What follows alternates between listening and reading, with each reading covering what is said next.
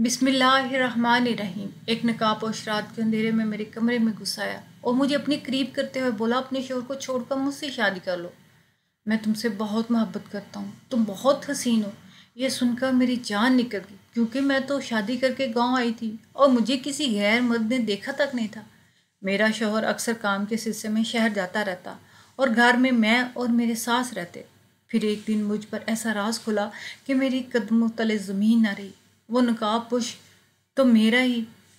शादी हर लड़की के लिए खुशियाँ नहीं लाती, बल्कि कोई कोई मेरी तरह भी बदनसीब होता है, जिसकी ज़िंदगी शादी करके पूरी तरह भंवर में फंस जाती है। मेरी शादीशुदा ज़िंदगी में भी एक ऐसा मोड़ आया था कि जब मेरी जान निकल गई और मुझे लगा कि अब मेरा ज़िंदा रहना बिल्कुल बेमायने हो चुका है। मैं हर वक्त अपनी मौत की दुआएं मांगने लगी। जो कुछ मेरे साथ हुआ वो बिल्कुल भी बर्दाश्त के काबिल नहीं था, लेकिन अब मुझे खामोशी से इसी बात को अपने अंदर दफन करके ज़िंदगी गुजारना थी। मैं रुखसत होकर शहर से गांव के लिए निकल आई।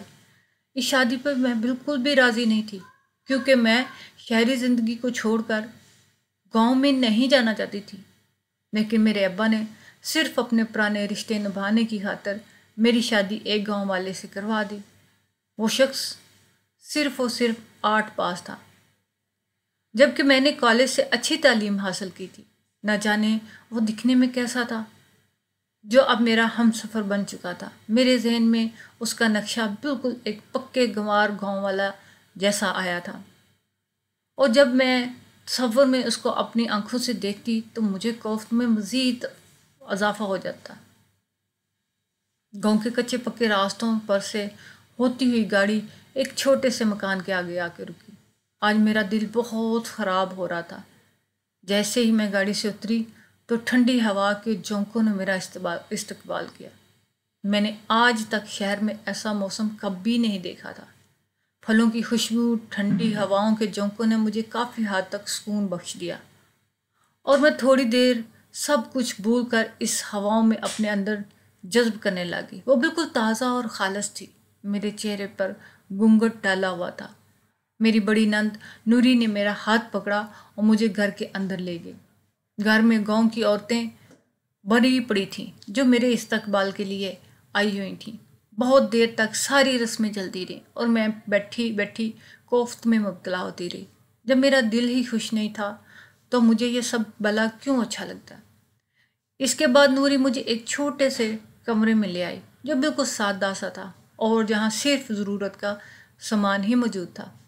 नूरी ने मुझे पलंग पर बिठा दिया और मुझसे कहने लगी कि मेरा भाई भले ही आप जितना पढ़ा लिखा और शहरी बाबू नहीं है, लेकिन वो दिल का बहुत अच्छा और सादा इंसान है।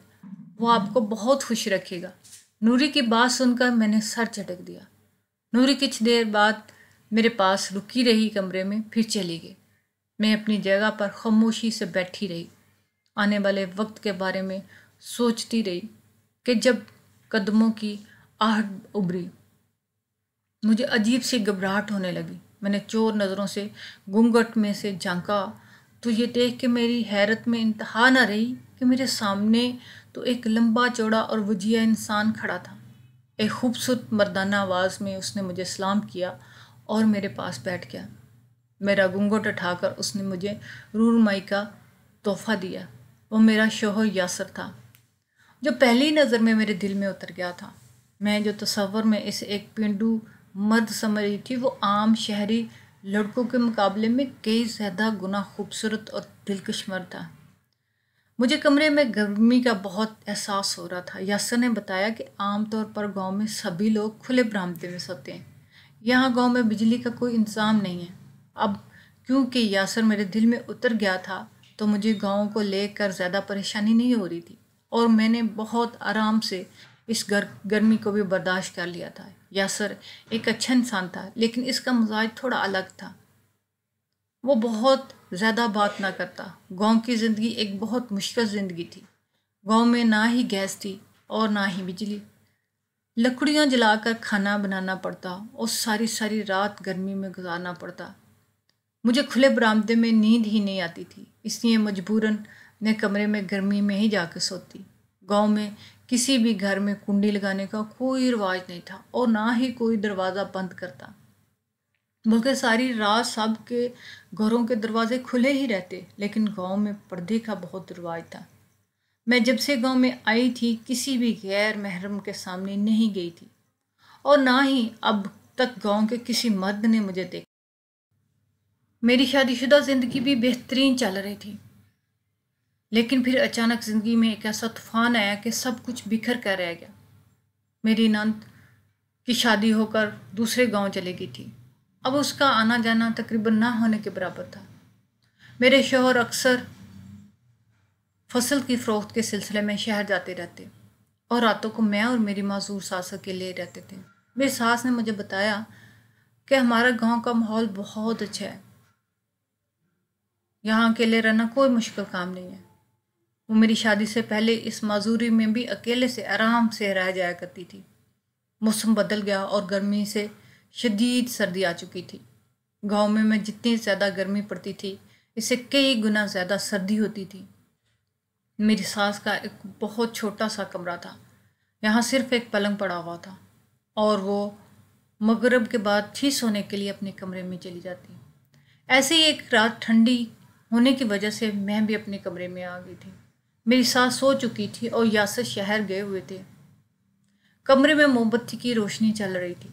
मैं बहुत आराम से बिस्तर पर सोने के लिए लेट रही थी कि जब अचानक ही से किसी ने मुझे पकड़कर अपनी तरफ खींचा और जैसे ही मेरी नज़र सामने वाले पर पड़ी तो वो एक नकाबपोश मर्द था जो मेरे चेहरे पर झुक कर सरगोशी करने लगा। वो मेरे कान के करीब होकर बहुत दबी दबी आवाज़ में कहने लगा कि वो मुझसे शादी करना चाहता है और वो मेरे हुस्न पर फ़िदा है। उसने कहा कि वो यासर से ज़्यादा मेरा ख्याल रखेगा। मैं यासर को छोड़कर इससे शादी कर लूँ। रात की इस पहर अपने कमरे में एक गैर मर्द की मौजूदगी ने मुझे दहला के रख दिया था। ऊपर से उस शख्स की कुर्बत मुझे जलसा रही थी। उसने मुझे ज़बरदस्ती अपने करीब कर रखा हुआ था। इसके चेहरे पर इतना ज़्यादा नकाब था कि मैं उसकी आंखें तक नहीं देख पाई थी। मुझे अपनी बात सुनाकर वो इसी अंधेरे में चला गया। जाते जाते वो ये कह कर गया कि अगली दफ़ा वो जब भी आएगा जवाब लेने के लिए आएगा। उस नकाब पोश की बातों ने मुझे लर्जा के रख दिया था। न जाने वो कौन था जिसने मुझे देख रखा था, वरना गांव में तो आज तक किसी मर्द ने मुझे देखा तक नहीं था। मैं सोच सोच के हलकान हो रही थी। शायद जब मैं लकड़ियाँ लेने घर से निकलती थी तो किसी ने मुझे देख लिया, लेकिन आधी रात को इस तरह मेरे कमरे में किसी गैर मर्द के होने का सोच कर ही मैं कांप रही थी। अगर यासर या उसकी माँ को इसके बारे में कुछ भी पता चलता तो मेरी क्या इज्जत रह जाती, और अगर वो शख्स से तजावज़ कर जाता तो मैं अकेली औरत क्या कर सकती थी। मैंने सोचा कि यासर के आते ही मैं इन्हें सारी बात और सारी हकीकत बता दूंगी, लेकिन फिर मुझे नूरी की बात याद आई। शादी के शुरू के दिनों में नूरी ने बताया था कि गांव में इज़्ज़त बहुत अहम चीज़ है और इज़्ज़त को लेकर एक दूसरे को कत्ल कर देना यहाँ मामूली सी बात है।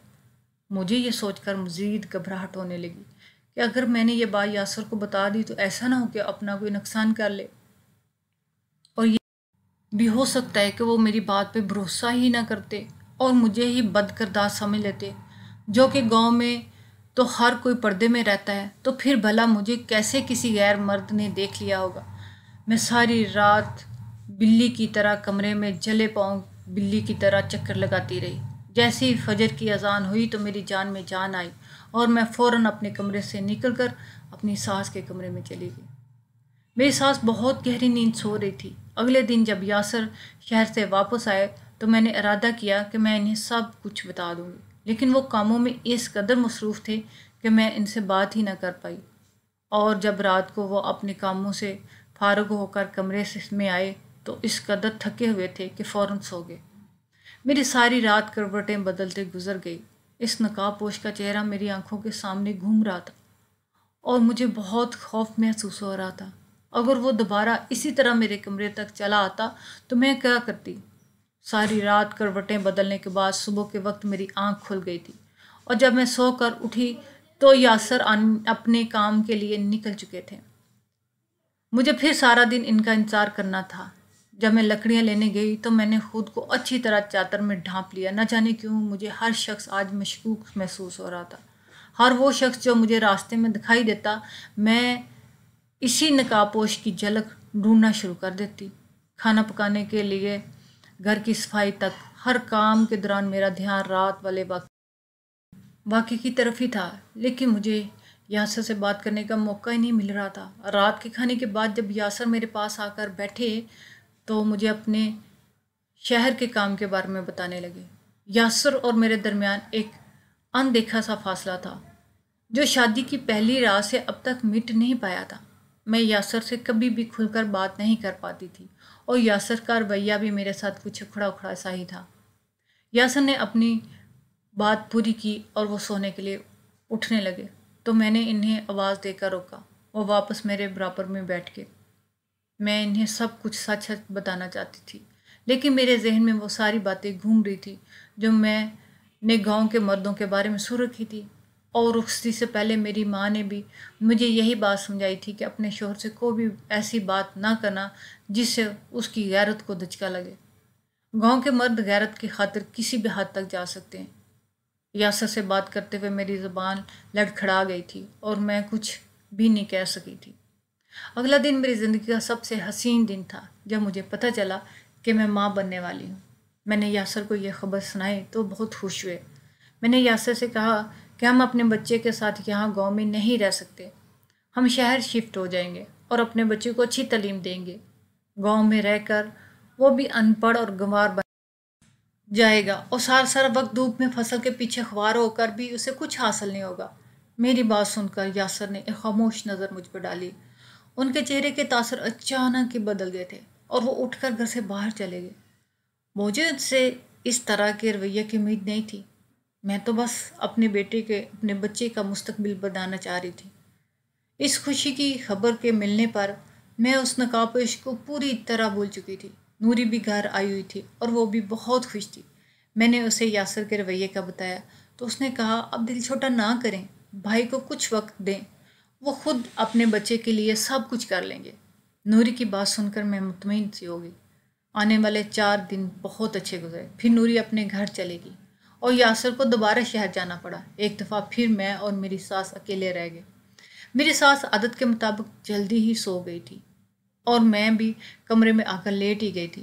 پچھلے کچھ دنوں سے میری طبیعت بھی بہت زیادہ خراب رہنے لگ گئی تھی۔ ہر وقت جی متلاتا رہتا اور سردی میں بھی پسینے آتے تھے۔ ابھی مجھے لیٹے 1 گھنٹہ ہی ہوا تھا جب مجھے محسوس ہوا کہ کمرے میں کوئی موجود ہے۔ جیسے ہی میں بستر سے اٹھی تو میری چیخیں نکل گئی۔ جسے سامنے والے نے میرے منہ پر ہاتھ رکھ دیا، وہی نقاب پوش میرے سامنے آ کھڑا ہوا۔ میری سانسیں اکھڑنے لگی تھیں۔ اس نے آہستہ سے میرے منہ پر سے ہاتھ ہٹایا اور خاموش رہنے کا اشارہ کیا۔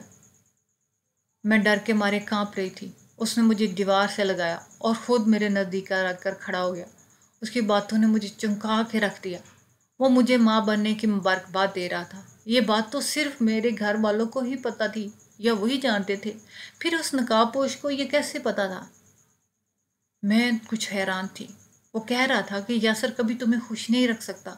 تم شہر جانا چاہتی ہو نا، میں تمہیں شہر لے کر جاؤں گا، تمہاری ہر خواہش پوری کروں گا۔ تمہیں گاؤں پسند نہیں، تمہیں یاسر بھی پسند نہیں، پھر کیوں زبردستی کا رشتہ نبھا رہی ہو؟ میں جانتا ہوں تمہارے گھر والوں نے زبردستی تمہاری شادی یاسر سے کروائی ہے۔ تمہیں تو کوئی پڑھا لکھا شہری لڑکا چاہیے تھا نا۔ وہ میرے قریب کھڑا مجھ پر انکشافات کیے جا رہا تھا۔ وہ میری ذات سے باخبر تھا، شاید یاسر سے بھی زیادہ، کہیں زیادہ۔ یاسر نے تو کبھی اس بات پہ دھیان ہی نہیں دیا تھا کہ گاؤں کی زندگی میرے لیے بہت مشکل تھی۔ میں دھات پانچ کسے وجود کے ساتھ بھی بہت مشکل سے لکڑیاں اٹھا کر کے گھر لاتی، لیکن یاسر نے کبھی میری مدد نہیں کی تھی۔ وہ مجھے کہہ رہا تھا کہ میں یاسر کو چھوڑ دوں تو وہ مجھے اپنا لے گا اور ایک بہترین شہری زندگی دے گا۔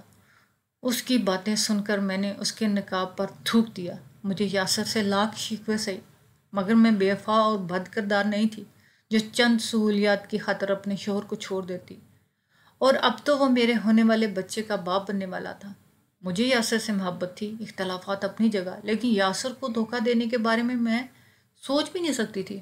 میں نے صاف لفظوں میں اس نقاب پوش کو کہا کہ ہمت ہے تو دن کی روشنی میں آ اور یاسر کی موجودگی میں آ کر دیکھ۔ یوں آدھی رات اندھیرے میں منہ چھپا کر چور راستوں سے میرے کمرے میں آنے والا شخص میری نظر میں صرف اور صرف ایک گھٹیا مرد ہے۔ میری بات سن کر وہ جیسے ہی میرے اور نزدیک ہوا، میری طبیعت اچانک بہت زیادہ بگڑ گئی تھی۔ میں اتنا زیادہ ذہنی دباؤ برداشت نہیں کر پائی اور اس کے ہاتھوں میں بے ہوش ہو گئی تھی۔ جب مجھے ہوش آیا تو صبح کی روشنی پھیل چکی تھی۔ میری سانس مجھے آواز دے رہی تھی اور میں اپنے بستر میں سیدھی لیٹی ہوئی تھی۔ یقیناً وہ نقابپوش ہی مجھے لٹا کر گیا تھا۔ میں نے خدا کا شکر ادا کیا کہ اس نے میرے ساتھ کوئی غلط نہ کیا، لیکن میری طبیعت بہت خراب ہو رہی تھی۔ میں بہت مشکل سے اٹھ کر اپنی ساس کے پاس گئی۔ میری حالت دیکھ کر وہ بھی پریشان ہو گئی۔ تھوڑی دیر میں ہی یاسر لوٹ کر آ گئے، مجھے گاؤں کی دائی کے پاس لے گئے۔ اس نے فوراً ہی مجھے شہر کے بڑے ہاسپٹل میں دکھانے کے لیے کہا۔ یاسر مجھے لے کر فوراً ہی شہر چلے آئے۔ وہ میرا بہت خیال رکھ رہے تھے اور مجھے رات کے بارے میں سوچ سوچ کر ہیبت ہو رہی تھی۔ شہر کی ڈاکٹر نے کافی ٹیسٹ کروائے اور رپورٹ آنے میں 2 دن باقی تھے، اس لیے یاسر مجھے میری امی کی طرف لے آئے تھے۔ بہت عرصے بعد میں اپنے مائکے آئی تھی۔ یاسر مجھے چھوڑ کر اپنے کاموں سے نکل گئے تھے، لیکن ان کا موبائل فون میرے پاس ہی رہ گیا تھا۔ ان کا فون بج رہا تھا جس پر ان کے شہری دوست رضا کی کال آ رہی تھی۔ یاسر کا شہر میں رضا کے علاوہ اور کوئی نہیں تھا۔ وہ جب بھی آتے رضا کے پاس ہی رہتے۔ شاید یاسر ہی رضا کے فون سے فون کر رہے تھے۔ یہی سوچ کر میں نے فون اٹھا لیا۔ دوسری طرف رضا تھا جو کہہ رہا تھا کہ اتنے عرصے بعد تو شہر آیا، اب تو میرے گھر چکر لگا لے یار، شادی کیا ہوئی تو بدل ہی گیا، شہر کا رخ کرنا ہی چھوڑ دیا۔ رضا مجھے یاسر سمجھ کر اپنی بات کیے جا رہا تھا۔ اگر اپنی بیوی کو آزما چکی تو اب مجھے بھی اپنی شکل دکھا، جب بھابھی کی وفاداری ثابت ہو تو گئی ہے نا، اب کیا اس بیچاری کی جان لے گا؟ اب تو وہ ماں بننے والی ہے، رحم کر اس پہ، دیکھ تو نے اس کا کیا حل کر دیا، بس اب اور نہ آزما اسے۔ رضا کی بات سن کر میرے قدموں تلے زمین نکل گئی تھی۔ رضا جو کچھ کہہ رہا تھا وہ تو میرے وہم و گمان میں بھی نہیں تھا۔ جس نقاب پوش سے ڈر کر میں کئی راتوں سے سکون کی نیند نہیں سو پائی تھی، وہ کوئی اور نہیں بلکہ میرا شوہر یاسر تھا۔ یہ بات کسی صورت میرے لیے قابل قبول نہیں تھی۔ تو کیا صرف یاسر نے مجھے آزمانے کے لیے اس حد تک گر بھی سکتا تھا؟